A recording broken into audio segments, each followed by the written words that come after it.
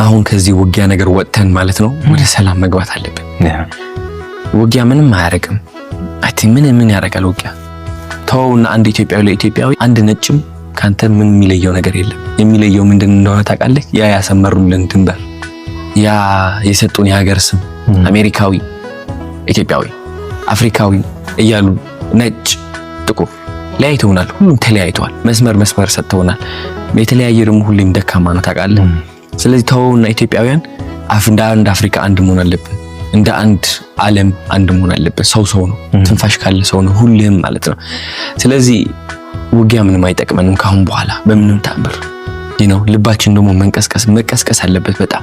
ቅድም እንዳልኩ እዛ ቤተክርስቲያን ውስጥ ሆኜ ማለት ነው እኛ መማር ያለብን እንደ አንድ ግለሰብ ማለት ነው ሌላ ሰው ላይ እግዚአብሔርን እንፈልግ። ሁሌም እግዚአብሔር እንፈልገው። ስፔሻሊ ሃይማኖተኛ ከሆነ ፕሮፋይል ፒክቸራችን የኦርቶዶክስ ወይም የእስልምና አድርገን ሰው ተሳዳቢ ከሆነ እኛ በምንም ተአምር እግዚአብሔርን አናውቅም፣ አላህን አናውቀውም።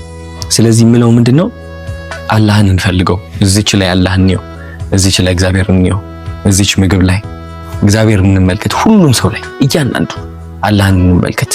በምንም ተአምር መጨከን አንችልም። ልንገራ መንቀኛችን ላይ ጠላቴ ነው ብለን የምናስበው ሰው ላይ እግዚአብሔርን እንፈልግ።